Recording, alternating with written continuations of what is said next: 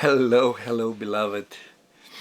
It's so good. This series is it's a blessing. There are things that I'm seeing coming from the Lord through my soul. They are blessing me, and I'm trying to say, hey, I don't wanna talk about so many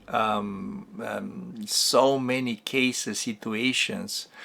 By the way, every person, every X and Y I mentioned, they are different people. They're not the same.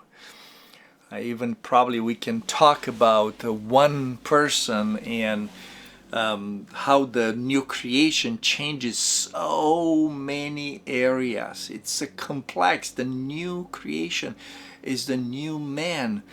It's Christ in us is so complex. If the old man was complex, can you imagine the new creation, how complex it is?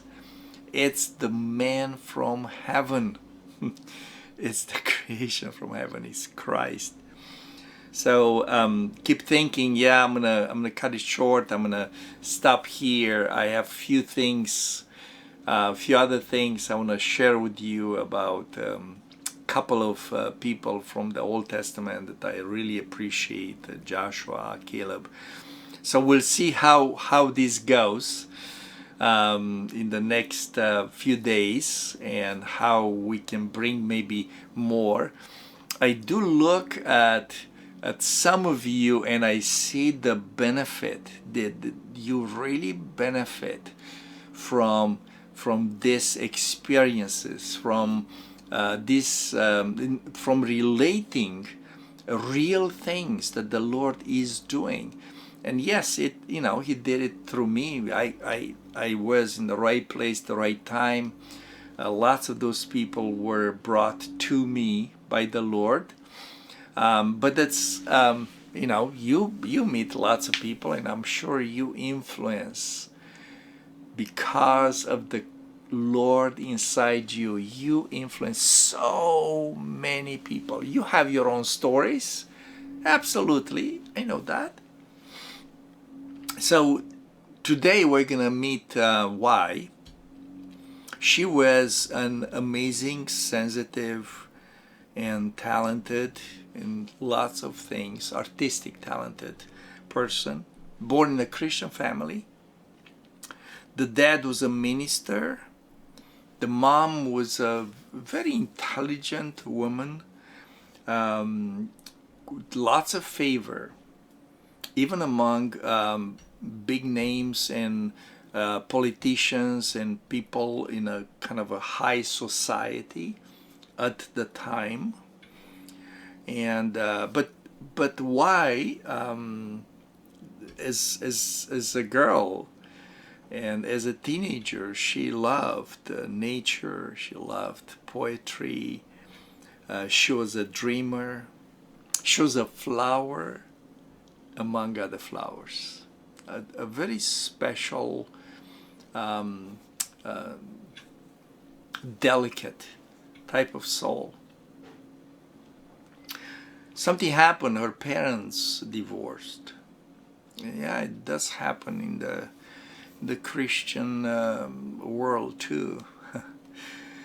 um, but that totally broke her heart. Something was not right anymore, and then she could not let go of either of them, and that was a battle that had to start. Um, the battle, though, was not because she didn't know, she didn't understand this about the curse. The battle was not with flesh and blood.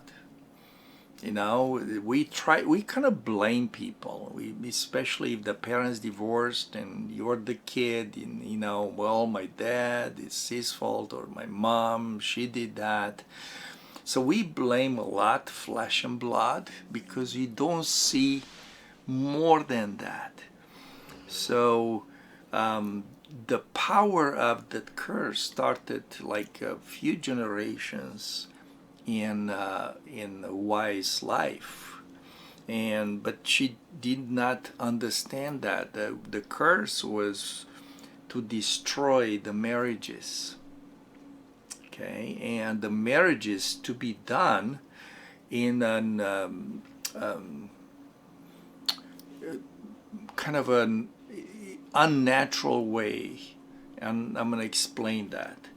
It's like they either would marry someone that they don't love because they are pushed into it and desperate, or just do it, right? Or the person that they marry, they cannot love. There's no relationship. They don't know how to. They're not understood. They're not loved. They're not matching. It's not part of one. So so what happened is eventually, so here's this amazing teenager. She falls in love with the one that was really a soulmate, right? That's really the one that she wanted to spend her life with. He turns out it's not a believer, so she couldn't do that to her parents, and then she marries somebody else in the Lord, in the church, right? And that someone else, she learns to love and submit and make a family, right? That's interesting that the dreaming continued, right? And she kept it as the deepest secret of her heart, deep inside. Wow, nobody really knows that, but I'll do whatever I'm supposed to do. But I know what's in my heart, a secret deeper than life. So when I met Y, I was not aware of that until later when I saw that curse. The Lord showed me the beauty of her soul and the fact that all the fulfillment of her life was turned into the spiritual relationship with Jesus. Eternal life indeed is knowing the Father and the Son. What about a happy marriage? What about a good and loving family? Yes, they are temporary, but we have promises from the Lord that by the power of knowing Him, a new creation, we can bring eternal purpose and value in the temporary things. The faith, His faith in us, in the promise, is the gold, the precious stone that you are inheriting even in this temporary life. To be an overcomer even in this, earthly life, but to be an overcomer, it's important because he builds value for eternity.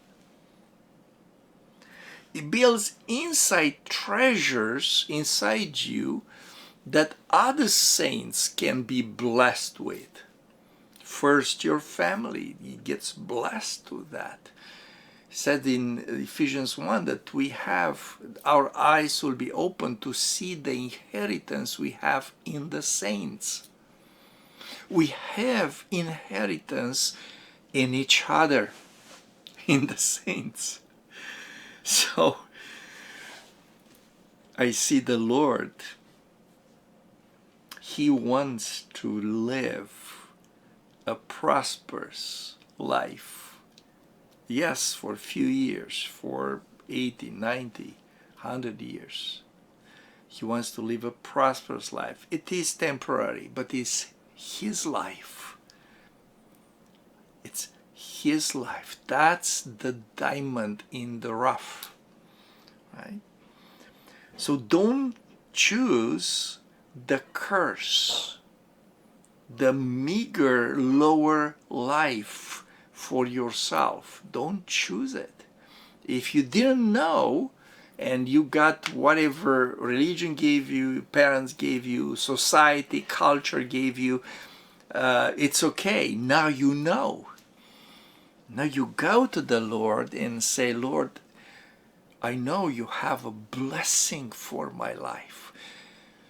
I want the best that you have for me in this temporary time. And go be friends with patience. Trust your Father with everything in your life. And by the way, for why that curse was not broken during her life, but in the next generation, the curse was broken. And believe me, it is so worth it to live a fulfilled life. It's so worth it. I know he gets glory from it. It's not a matter of, well, am I gonna make it to heaven or not? You know, heaven is not just an escape from problems.